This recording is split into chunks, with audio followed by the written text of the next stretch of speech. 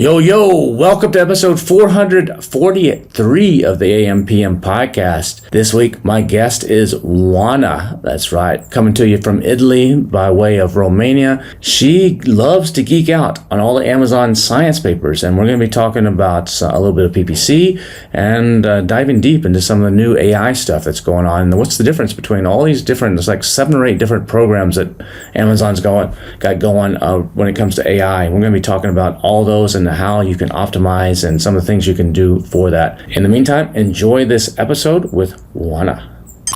Welcome to the AM/PM podcast. Welcome to the AM/PM podcast, where we explore opportunities in e-commerce. We dream big and we discover what's working right now. Plus, this is the podcast where money never sleeps, working around the clock in the AM and the PM. Are you ready for today's episode? I said, are you ready? Let's do this. Here's your host, Kevin King. Kevin King.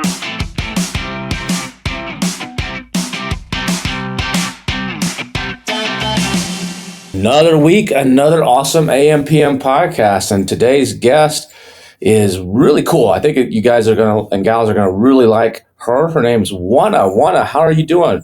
Hey, Kevin. Super excited to be here. Thank you so much. Yeah, you're from Romania, but you're in Italy right now, right? I'm actually from Transylvania. Oh, Transylvania. Okay. Yeah, it's the area of Romania that's very famous about Dracula. It is. There are no vampires over there, just so everybody's wondering. But yeah, I'm Transylvanian, and I have been living in Italy. I'm in Italy at the moment. There is actually a castle, though, in Transylvania, right? Because I know that I've been to Romania a couple times. I spoke at an event over there in Bucharest. Bucharest, that's the capital. In Bucharest. It's not in Transylvania, though. No, I know. Yeah, no, I know. It's like 3 hours away, but it's a ways away. But they do tours there to some sort of Dracula's castle. So that's just like a little Disneyland kind of thing. It's not the real thing. But no, Romania is cool. There's a lot of people in the Amazon industry in Romania. There's Traian Turcu is actually from over there, and Alina, yes, my friends. There's quite a few people. There used to be like Amazon. What's it? Hoodie? Yeah. An Amazon course that was kind of like an amazing selling machine type of thing that was teaching all the Romanians. There's a big subset of Amazon sellers in Romania, even though Amazon they don't ship to. I mean, they'll ship to Romania from other marketplaces, I guess, but there's not like an official Amazon in Romania. No, there's no like Amazon.ro. There's no Amazon Romania, but you can buy it from Germany, Italy, France, whatever, and they would ship it over there.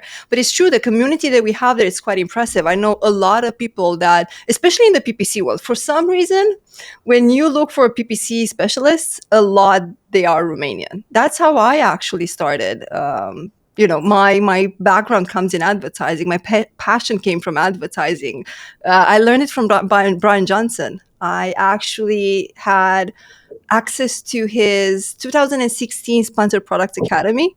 And that's what got me here today, basically. And I know a lot of people who did the same thing and learned from, different online courses, Brian or whatever. And there's a very big community in Romania. How did you end up in Italy then? Are you traveling or you met somebody, or how did you end up in Italy? My husband. He's Italian? Mm-hmm. Yes. In fact, I'm also Italian now. I have a double citizenship. So it's very easy to travel to the US because I don't need a visa. Awesome. That makes it easy. So you can come over to the shows. That's awesome. So were you in advertising before this whole e-commerce game when you got out of school, or what? You said your passion is advertising. So are you doing something different before e-commerce?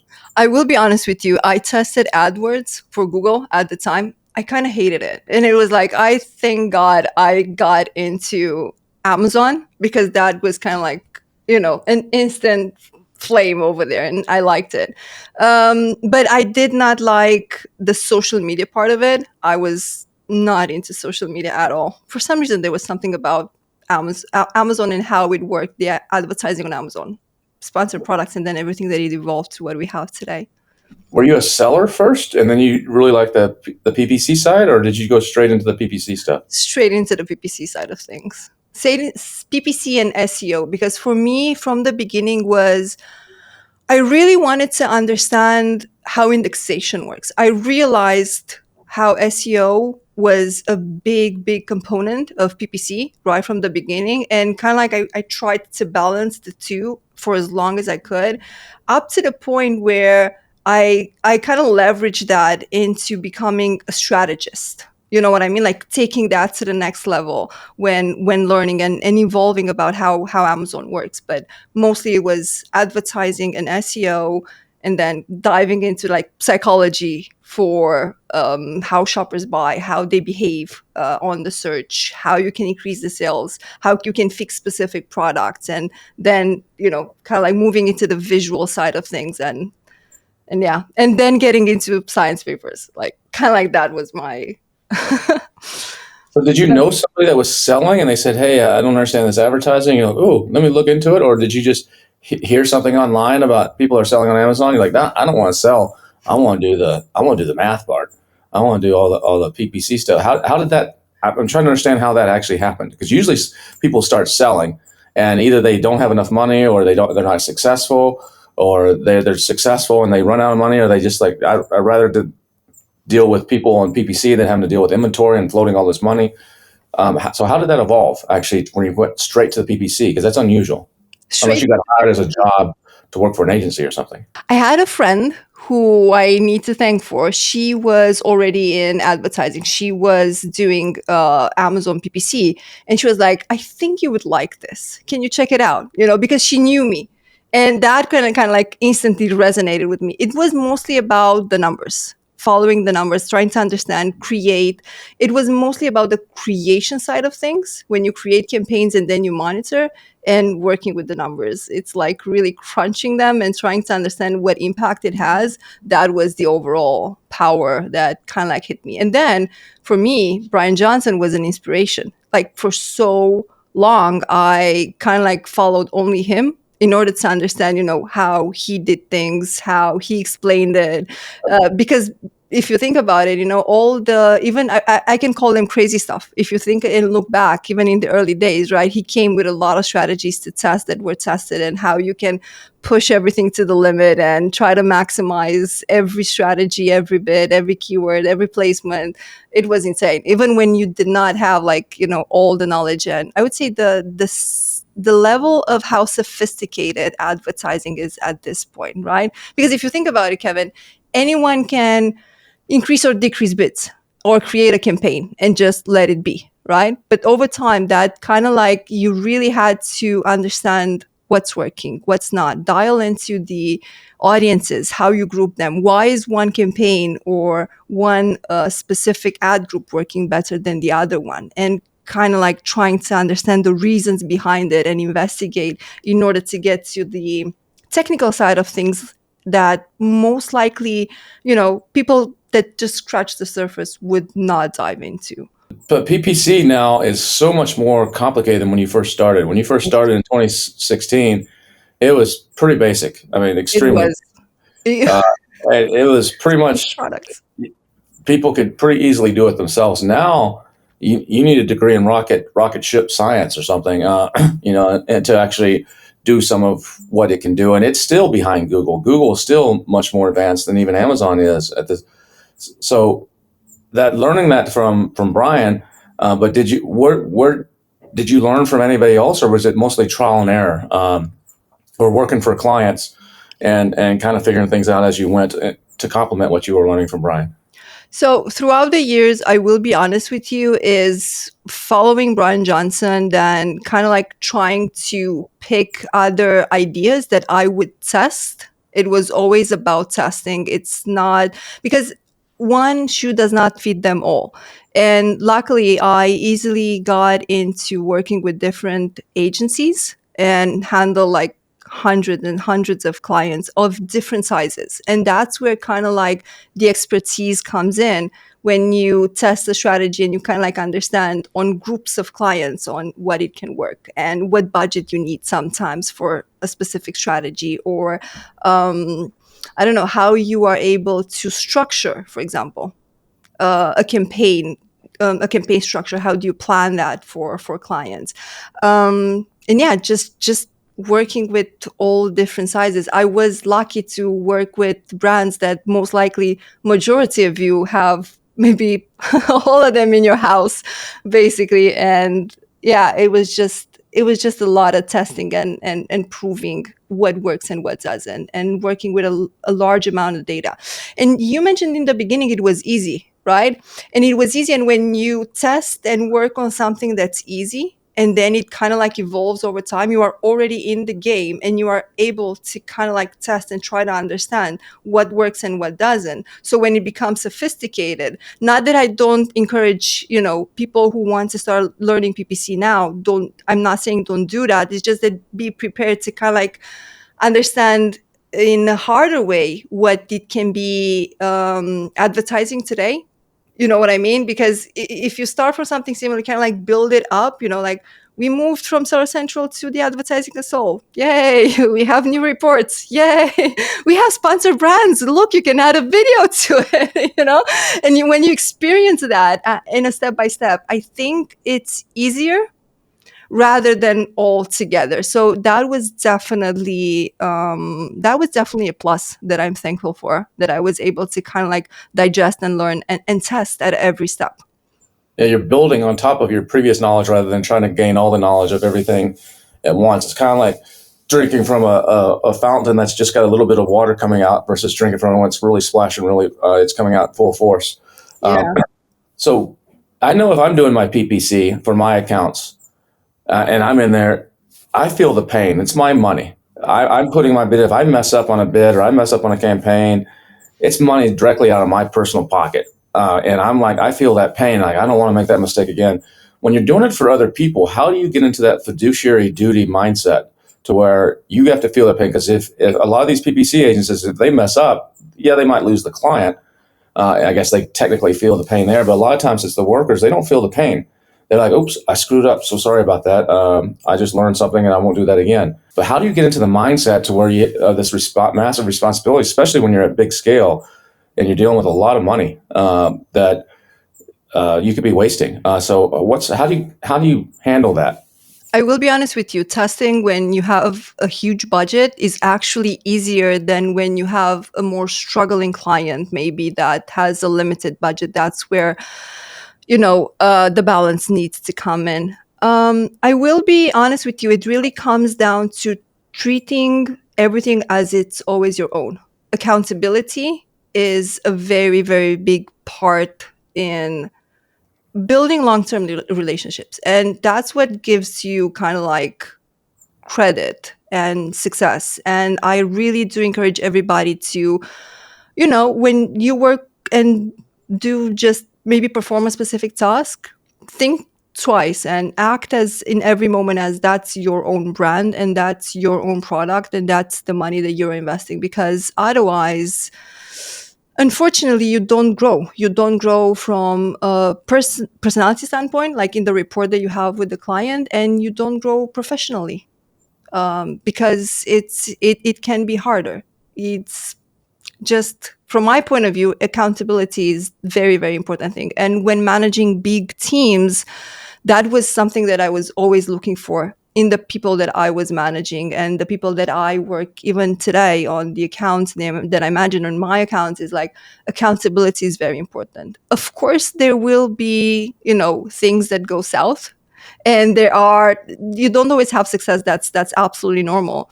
But when it's planned and when it's, you have somebody on guard and you can rely on them, that really makes a difference. Because if I cannot watch the accounts today, I know that, the person who I put in charge will do that.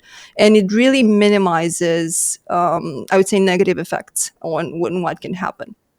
Plus, creating a structure.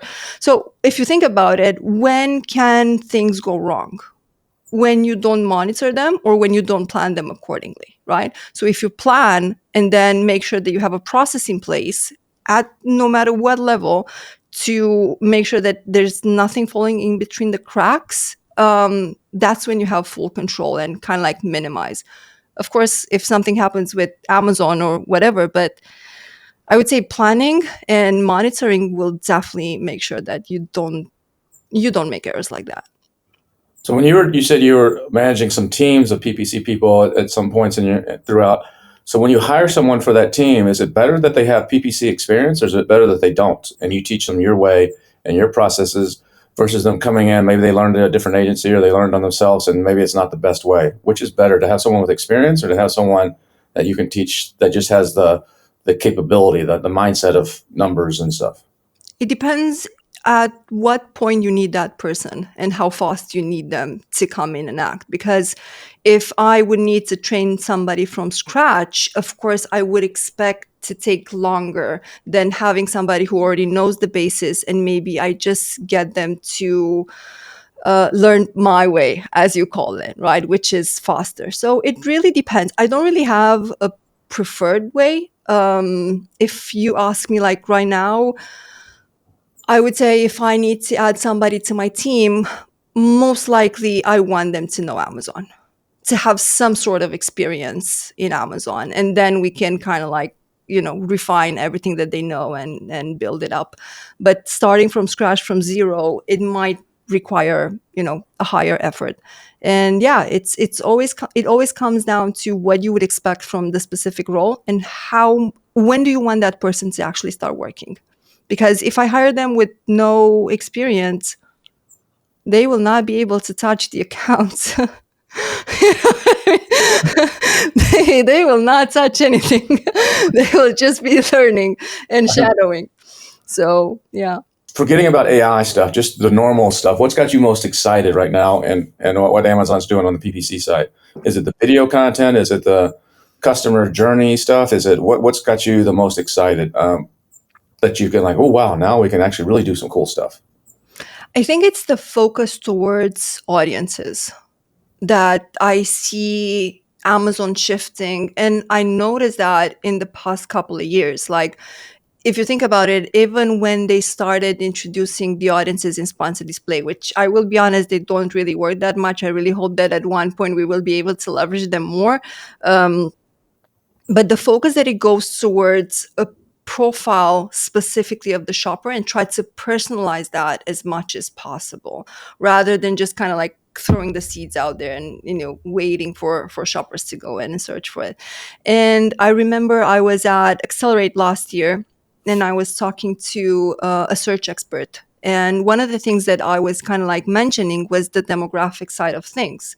And, you have demographics, but if you think about shared accounts, for example, right? Like, how much can I rely on Amazon information when it's not filtered? And the good news was that they were actually working on that in terms of refining and trying to like reducing the noise and trying to understand if, for example, if I'm purchasing from my account for somebody else, if that purchase would not fit within my profile, they would be able to analyze and kind of like exclude that from the demographics, which I thought it was amazing from my point of view. I think maybe one of the reasons you're excited there is because the audiences kind of plays into the AI side of things too, where it's now going from more keyword-based stuff to more intent-based stuff. And so audiences is a better way to actually target for intent-based versus keywords, which is more just throwing darts. Yes, that plus you can think about like this. If you really get more insights on your customers and you really create that customer persona and you have all the insights, how can you maximize and improve your conversion rate by making sure that all the messaging that you have and even the, I would say, the imagery side of things, not only the text side, how does it engage with my shoppers? So that plus the AI plus COSMO, trying to understand more the customers. Now we have Rufus. I think it all kind of like blends in together. Yeah, that was interesting last month at the AI workshop that we did where Chris was showing how to actually create audiences with AI, where he took he used 1,000 AI avatars that interacted with each other, legitimately interacted with each other on a Reddit channel. And then real people started coming in. And as the real people started coming in, he phases the avatars out that are actually interacting with each other. And within a month or two, you have 30,000 real people in there that are all around an audience. It's a really clever way of using AI to build audiences that you can then market to and pick their brain and sell products to and launch to. It's really cool. In the meantime, if you missed the $1 billion Seller Summit in Iceland, we just wrapped that up last week. There are replays available for that. So if you want to catch the replays of the $1 billion Seller Summit as well as Elevate 360, amazing stuff. Elevate 360 right after BDSS. Both of those are available at $1billiondollarsellersummit.com, $1billiondollarsellersummit.com. So go check those out and grab those replays and make sure you stay cutting edge and top notch on your selling with what's going on right now with all the things that are changing. We're kind of behind the scenes for a long time. I mean, you weren't like well known out there. I mean, people in the inner circles kind of knew you, but you just like this little secret that you were working for some different agencies and you were kind of doing the stuff for them. And then all of a sudden, your name, Danny McMillan, comes to you and says, "Hey, you're smart. I'm teaming up with you." You as Andrew, right? Andrew. Well, yeah. And let's dive deep. Let's geek out on the Amazon scientific papers. And y'all put out this big study. It's the second time that Danny's done it. He did another one a couple years ago on the A9 algorithm. And then he did another one where you guys took a look at the scientific papers when it comes to AI-based stuff on Amazon. And then now all of a sudden, now you're out there. So what changed? What made you go from behind the scenes puppet master to now being in front of the camera and actually starting to speak at events and coming on podcasts like this and get your name out? That's still something that I want to be honest with you. So if you think about it, last year, nobody knew me. I went to this event in Prague. I started meeting people, but nobody knew my name. And I was at the time managing, 70 people in an agency. I think what happened was meeting Danny and just being able to geek out on the A9 stuff. In fact, our first white paper together, I think it was on COSMO. And that kind of like changed everything, because at that point I started being on podcasts and I realized how much I loved just sharing what I know with, everybody else outside of my team, for example. So that came on. Then it was the word that took a bit of my soul away, the honeymoon period when we worked off the 2 patents. So that was I think it was October last year, but we worked on it I think it was 3 months of hard, intense work. Because I'm going to be honest with you, Kevin, I'm not a developer. I don't have a technical background, right? So as much as I really like to understand, it's all just curiosity and trying to understand how things really work. So when I was given the 2 patents and I started looking at them, it's like, that's going to be intense, because looking at a patent and trying to understand how the algorithm works, never seen an algorithm in your life, is like, okay, that's going to change. So that's how kind of like things just happened. I will be honest with you. I'm super happy that I'm able to share this at scale, and I have people also reaching out with questions sometimes, right? It's like, oh, I read that in your article. What do you think about this, for example? And that's something I truly, truly enjoy, because at the end of the day, it's reading a science paper. And if that can have an impact on somebody's account based on, what I found, that just made my day instantly. Well, there's a lot of people out there that are speaking. That there's people there, I call them circuit speakers. There's a lot of people in the Amazon space, and you see the same people at every event or at every online summit or whatever. And it's a lot of the same people. And some of those people are still selling, and and a lot of those people are really good people. But some of them aren't selling, and they're not doing this, and they're talking about things and teaching things that they're actually not doing. They might have heard it from someone or got it from someone and put some stuff together, and they're good at collating it into a presentation. Maybe they're good public speakers because they have a lot of experience, but they're actually not doing it. But you're actually doing it and actually like diving deep. And you say it the British way, patent. We say it in the U.S. patent. so you can tell the Danny influence there. Absolutely. And they're not doing it, but you're actually in the weeds, like you just said. You're not whipping up a presentation or talk or something for a podcast or something in a couple of days or the night before you got to present it. You're spending 3 months like reading and like trying to understand what's going on, and I'm assuming probably doing a little bit of testing and stuff like that. There's no pay for that, really. I mean, you're just doing it out of passion and out of just curiosity. It's not like Danny didn't come to you and say, "Hey, I'm gonna pay you 20 grand spend 3 months researching this," but you get to use it, and then for your clients, what you know, and then now you're sharing it out there with other people, what you found out. You're putting it in layman's terms rather than all this. Like you said, you're not you're not a programmer, but you're figuring out what does this say and conveying it in layman's terms to a lot of people, and that's really cool. Yeah, and it's not about the pay. It was actually came from a passion. So when I discovered Amazon.science at the beginning of 2024 last year, I was like, when you take a kid to a toy store, that's how I felt literally, because for me, it was always trying to understand more. So you do the testings, right? And you have like your test campaigns, and you start understanding and pulling data. I'm very data oriented at all times, like in anything with A/B testing and everything. And, all of a sudden you have access to why sometimes things might work and why sometimes things might fail, right? And that was really, really important for me to understand the system behind the other side of the coin. Because if you think about it like this, you have Amazon, right? But when you think about selling on Amazon, there's the algorithm side of things, right? And then is the shopper side of things. So when you take care of this side and you really make sure that, you have engaging, you have a good product, because it all starts there. You have a good product. Your pricing is aligned with your target audience. You have your messaging in place, imagery that is perfect, aligned with your strategy. On the other side of the coin, you will need to understand indexation, for example. How do I make sure that I'm indexed? Then how do I leverage that? What do I need to do? What keywords do I need to go after? What do I need to start tracking and making sure that I rank on?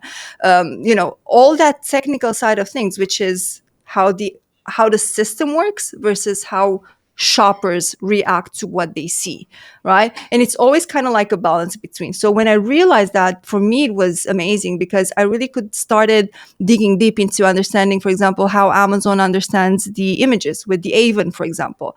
Then it came Cosmo. With Cosmo, it was quite popular because everybody was talking about it. So when the Cosmo paper came out, it was quite easy to even like share in the community. So it all comes down to that. With the patent, it was more difficult on the honeymoon period side of things. But then when it came to Rufus at the beginning of this year, it was definitely easier. And I will be honest with you. So the first time that I went through the patent and I realized how Rufus worked, what came to my mind was, okay, I need to start optimizing and testing what it's in here, right? So before even writing the paper itself, I tried to understand it, and then I ran tests on how to optimize for Rufus on our own accounts, trying to see how it interacts, how it pulls information. And even when you invited me on the webinar in Feb, that we had the live webinar, I was so happy to be able to show you like how I was pulling information from Rufus, because all of that was done on our accounts.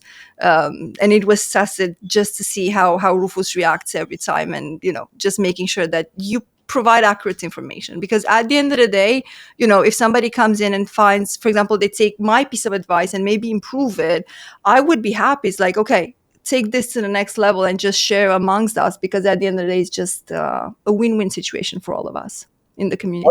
What about the people that think you're wrong? Like when you guys put out the honeymoon paper and said there's basically no honeymoon period. There's a cold start, and you explained it based on all the patents and all the data and the testing and everything. But there's still a lot of people, and some well-known people that are respected, that say that's bullshit. There is a honeymoon period. I have proof. I know it is. It's this. It's this. I don't buy what Danny and Oana put out. It doesn't work that way. What would you say to those people? Because they're out there. And what would you say to them? I don't mind being wrong. At least I tried. And if I'm wrong, that would just open the conversation to understanding why, right? Of course, before you put out, a paper like that, you really want to make sure that you're not wrong. working 3 months on it, you kind of make sure that you don't do that. And between me and you, like, that was for me the first big thing that it was coming out with. For Dan, it wasn't. He wrote many brilliant things before that. But for me, I was kind of like at the beginning of this path in my, in my career. So for me, it was really important that that was not wrong. So I'm not a perfectionist. I just really like to make things really, really, really, really well. But if I would to be wrong, and that's what, like, from the start was, if you guys have any type of feedback, and I remember I hopped on calls with a lot of people from the industry discussing it. What's your opinion? Like, at what point, based on what? You know what I mean? Just not, I don't believe it because I don't want to believe it. I think that's maybe immature to act like that. So I am ready to be proven wrong as long as we learn and we get something positive out of it. I think some of the people that say that are people that it could be other factors that are playing in. They're just attributing it to what they call a honeymoon. Because Anthony Lee is the person who coined that term. It's not an Amazon term. He coined that when he was at Zonblast, like in 2015. It just kind of stuck, and that's what everybody has called it. And you guys kind of disprove that. And there's always been this thing where, the Chinese sellers used to say, no, it's 2 weeks or it's 7 days, or someone else would say, no, it's 30 days, or other person say, nope, it's actually 45 because I have the evidence here. And there's all this guessing, and then someone says something and everybody else just runs with it. They don't validate it. They don't check it. They don't read the papers about what Amazon shares at Amazon Science of how their thought process and how this stuff works. And you guys dove into it and you're like, no, this is the way it works. And, I believe your side versus the other side, and so that's why I ran in the newsletter and everything else, and it caused a bit of controversy out there. But so the same thing's happening kind of now with I see it a lot with sellers with AI. There's in some of these software companies, Helium 10, Jungle Scout. I know the owners of all of them. Said, hey, well, what are you guys doing about AI?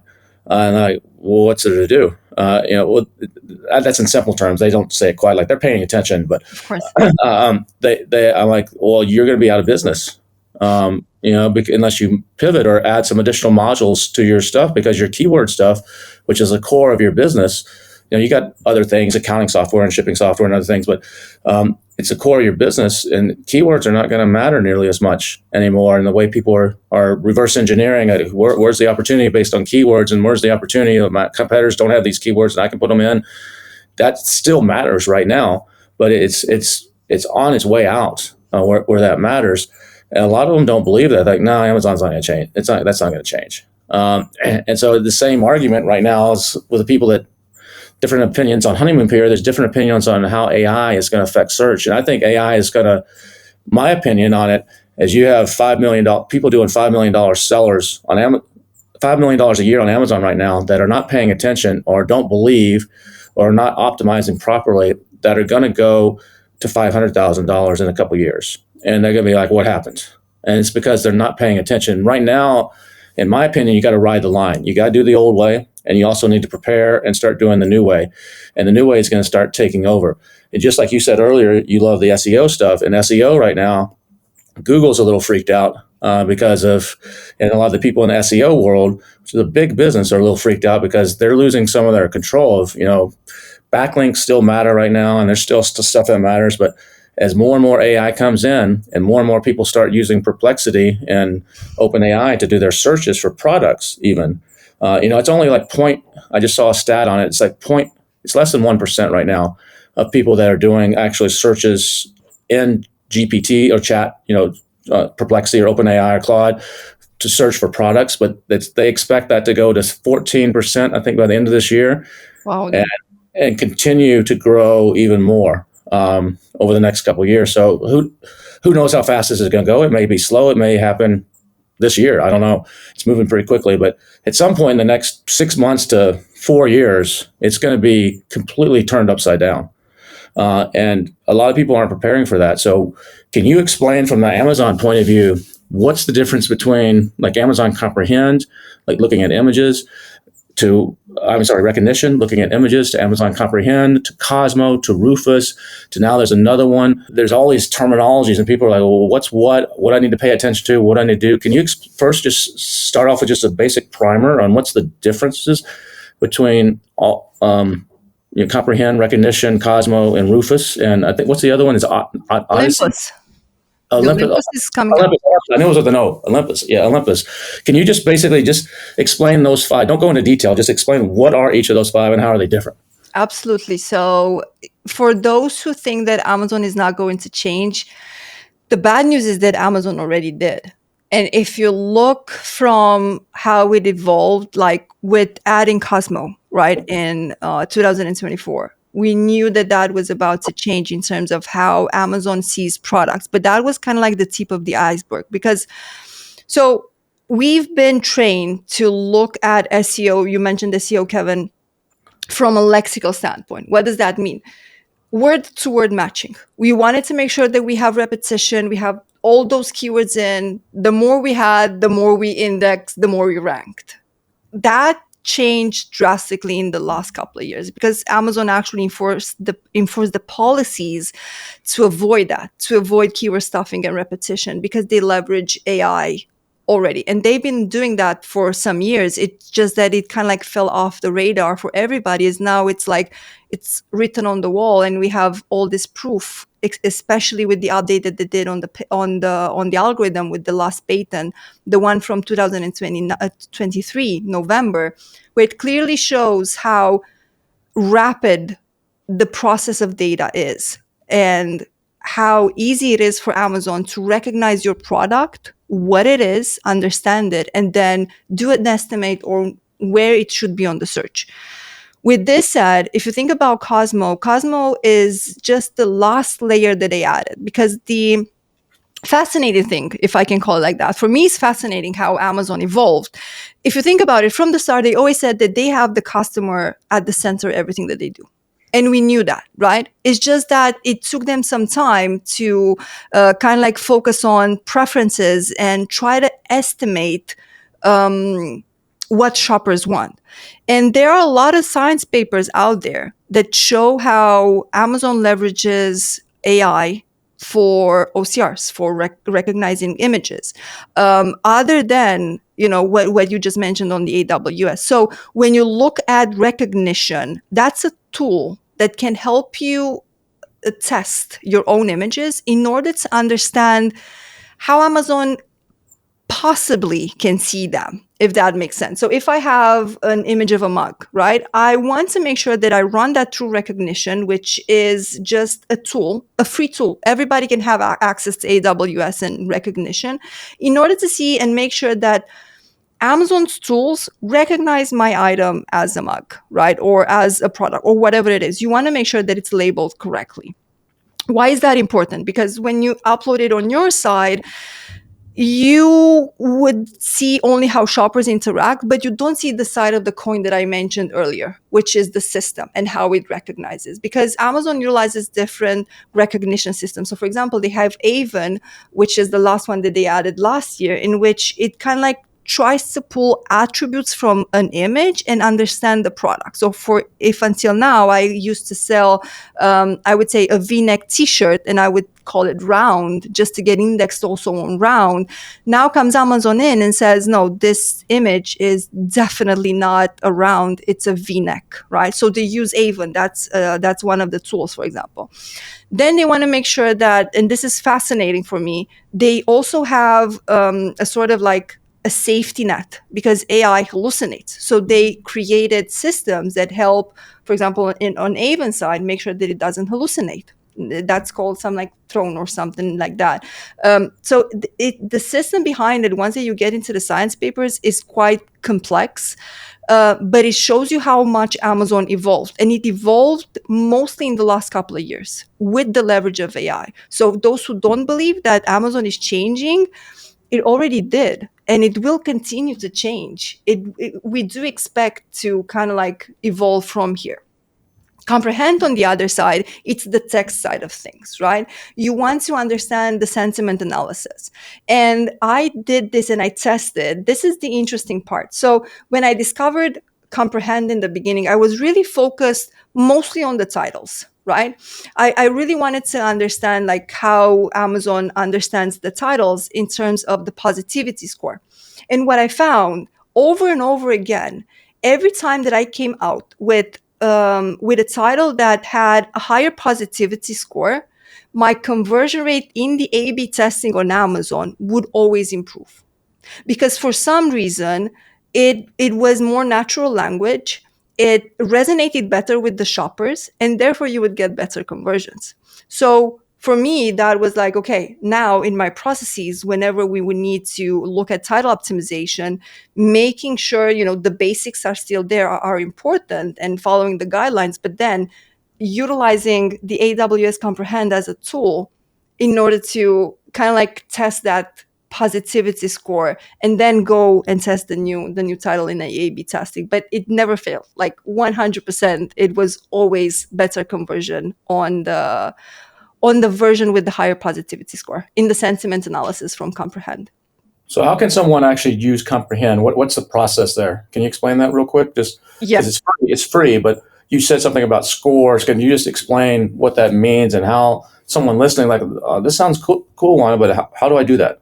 So How do I the go first check thing my that, listing yeah, for this?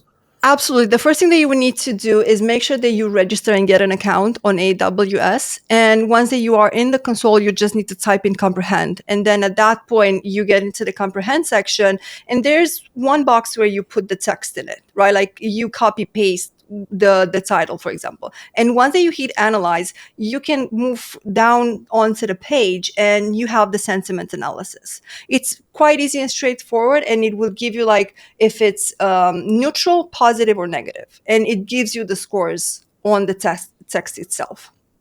And you kind of need to go back and forth between different versions of the title. So it's not like, don't be concerned if in the beginning you don't get it right.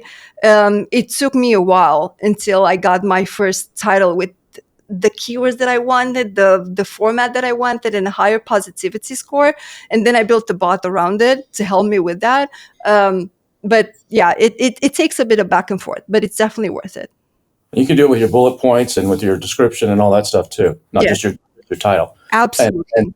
And by making those changes and getting a higher score on all those, and then updating your listing, a lot of times you can pretty quickly see a lift in conversion rates and in exposure on Amazon, and start showing up more places, and oftentimes a little bit higher. The traction is definitely better. And again, I'm always testing everything that I do. No change goes without testing, because I really love data, and it never fails. It absolutely never fails. For some reason, the positivity score and the sentiment analysis, even a small improvement is always beneficial on your title. What is Cosmo and Rufus? And what's the difference in those? So if you think about Rufus is just your personalized shopping assistant. That's what they built it for. That's what it's intended for. Think about like that person in the corner when you walk into a shop ready to help you out, right? That's Rufus. You want to engage with it, it's your choice. You prefer typing in the traditional way, let's call it, the searches, and you type in keywords, you can do that. Or you can, ask Rufus for help through questions, and it would respond. First of all, it responds to your questions, and then it recommends products. That's Rufus. With Cosmo is different. Cosmo is already applied on the system itself. It's integrated with the algorithm, and it just helps fill in the semantic gaps. What does that mean? It helps understand and recommend better products, connecting them to shoppers on every search. And here we are talking about traditional searches. What was fascinating was the ability to kind of like look beyond the traditional word-to-word matching. And that's what they wanted to understand. They wanted to go further in terms of what's the intent behind a specific search. The same principle was applied to Rufus and trained on Rufus. The only difference is that with Rufus, it's your choice if you want to interact with it. Versus Cosmo is there. And we know from the science papers that it has been integrated from 2024 And when the paper came out, it was clearly explaining how it makes the connection between specific products and I would say the meaning behind the specific search. And at the time, there was that famous example that everybody used with non-slippery shoes for pregnant women, right? So if somebody would search for shoes for pregnant women, the COSMO framework would help combine that knowledge together and say, okay, it needs to be non-slippery. Not necessarily that we look for pregnant women shoes by per se, but the benefit that lies underneath it. The same with coats. For example, you look for like a warm winter coat. It can come, for example, with a specific, material that can help with that, because Cosmo is able to connect the features to that intent when it comes to shopping and on searching on Amazon. And the same thing happens on Rufus, because even in the patent, it says that all it does, it connects. So the main purpose would be to connect features to benefits and to understand them clearly, so it can then rank not only the responses that it gets, but rank also the products afterwards that are connected. So example of that might be where it knows if I if I have a listing, it's in the title, I don't know, it says wool, WOOL, wool coat. Wool coat, yeah. And someone goes into Rufus and types in, I need a winter coat for I live in Canada and I need a winter coat. So and Rufus will go and it will know, even though it doesn't say winter coat for Canada, which is the keyword matching way. Yeah. It knows that wool coats is appropriate for sub-zero temperatures in Canada. And so it will show that as a result. So that's kind of just a quick down and dirty example of what you're talking about, right? Absolutely, yes. And Rufus would come in and would also explain that. It would be like, based on, shoppers' reviews, this coat would be what you are looking for because blah, blah, blah. And it would give you like the reason behind that based on the information that it can pull. With Cosmo, if you go into the traditional search and the search bar and you just type in, the same product would show up. It's just that you don't have a response. So they're very similar in terms of you don't have a reason or a rationale. You just have just a list of stuff. Mm-hmm. I just wanted to mention that clearly explaining your product is more important than ever at this point on Amazon. So how important would it be in my pictures, in this case, this example of the wool coat, to actually make sure I had one of my infographics showing that this is, I don't know, some special sheep wool from the high mountains of the Andes or something, or whatever. How important would that be in the factoring of Cosmo and Rufus and the AI? It definitely makes a big difference. And if you think about it, it makes more of a difference from the shopper's perspective.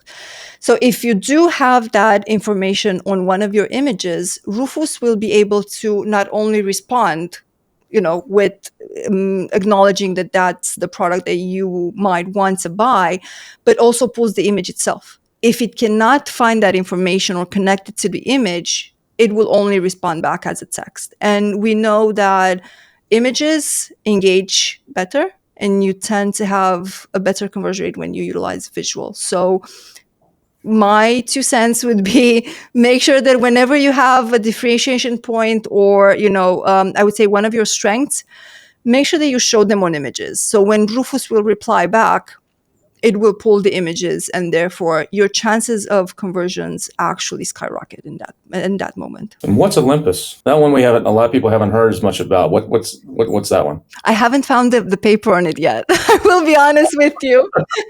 But it comes down to product recommendations. From what I researched, they mentioned it just comes down to like the relationship between products and how they get recommended and how they like the interaction between different type of products when you buy them. And that was something that also was mentioned with Merlin. They added also this extra AI that helps. It's called Merlin, that kind of like understands and analyzes the behavior when you buy different products and making sure that when they need to recommend a product would be suitable. I will make an example just to help out.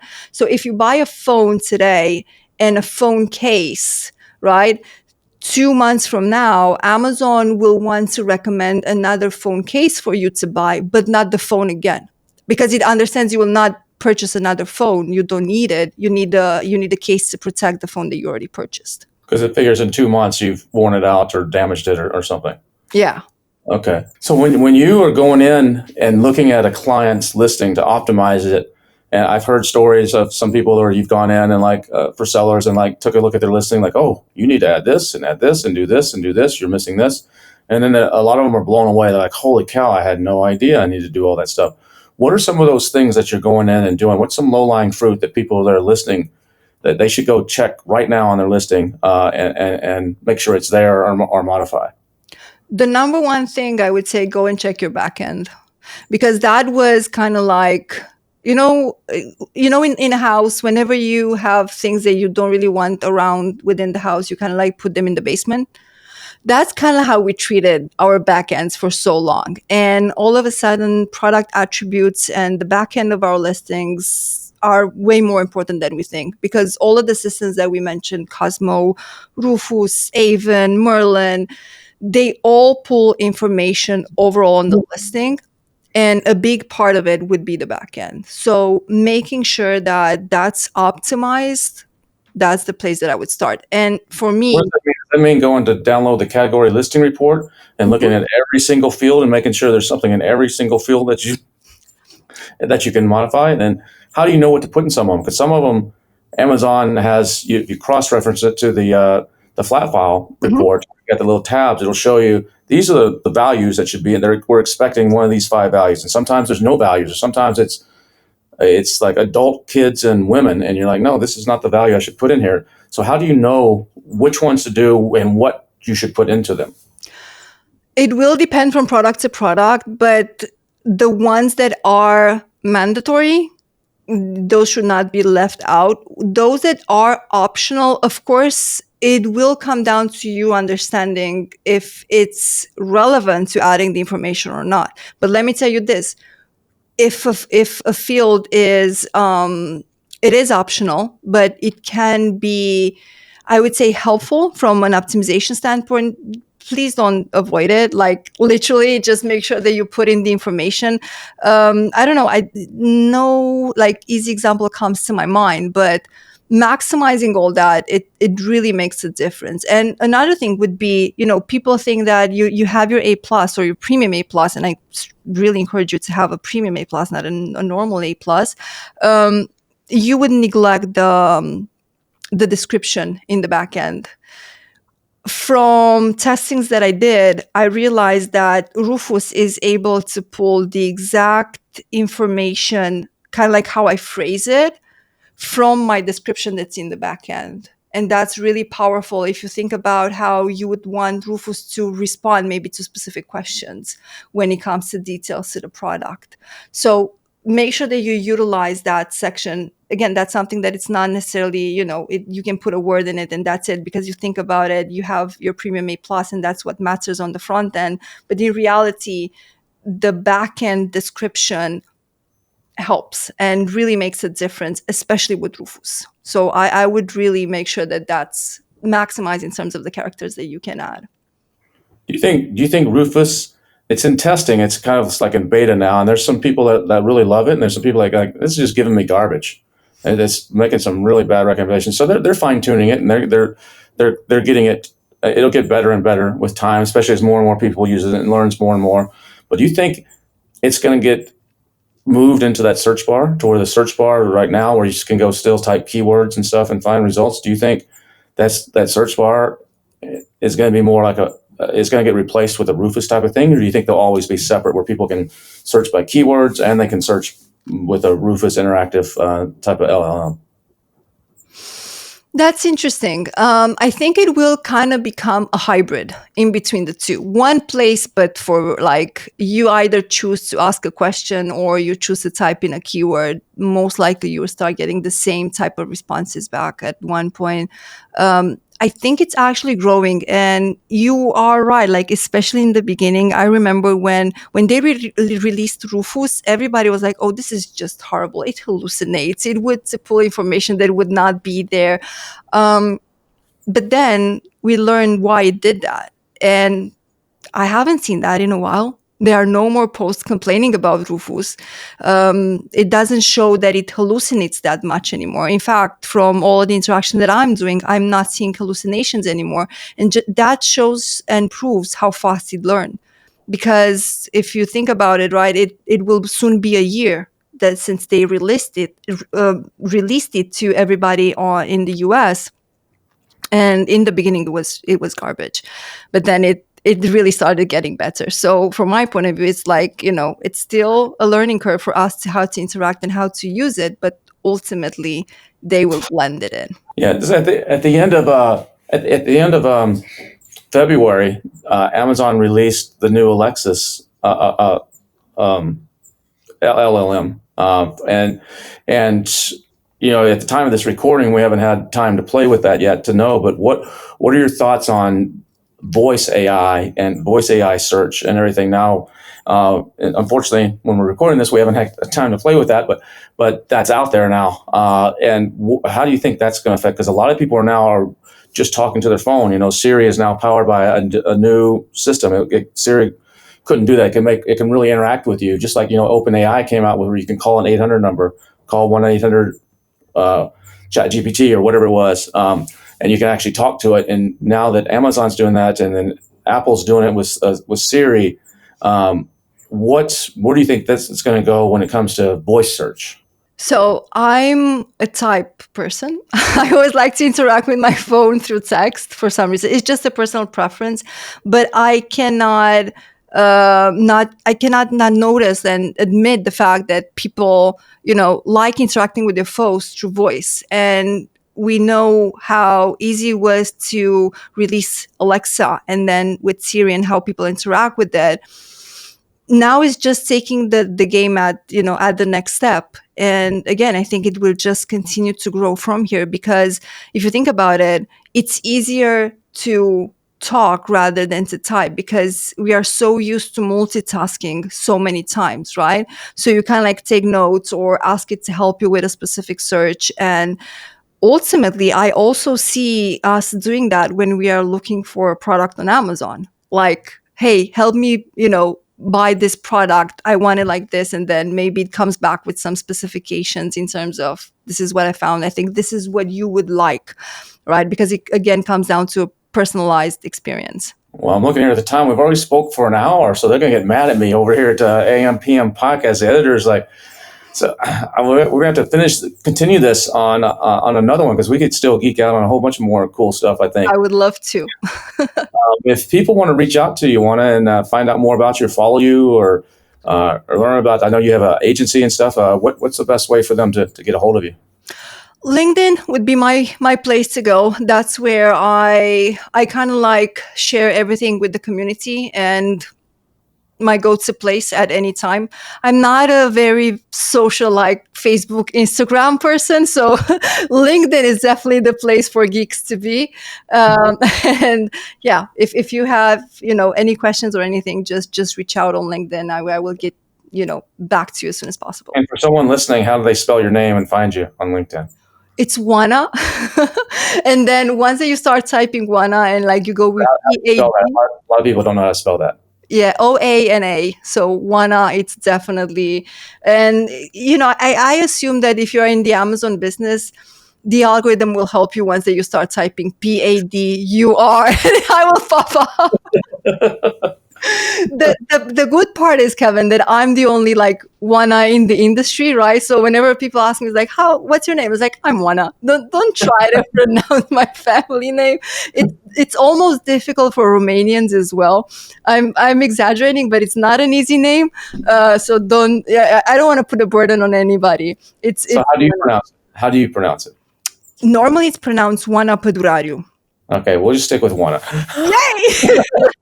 I told you. Well, I appreciate you coming on and sharing today. This has been fun. Thank you so much. It's been incredible, and I look forward to the next one. Going to have to do another podcast with Oana just to talk more about what's happening in AI, especially as everything's changing. We'll have to get her back on maybe later this year to actually talk about the latest stuff that's going to be coming out when it comes to Amazon and AI. If you want to keep up with the latest that's going on in that, in the meantime, you can always subscribe to the Billion Dollar Sellers newsletter. It's billiondollarsellers.com, billiondollarsellers.com. Totally free. Every Monday and Thursday, I put out a brand new edition. So if you're not a subscriber, check that out at billiondollarsellers.com. We'll be back again next week with another awesome episode of the AM/PM podcast. In the meantime, remember that whatever you pay attention to expands. Where your attention goes, energy flows. And your frequency is what you frequently see. Take care. We'll see you again next week.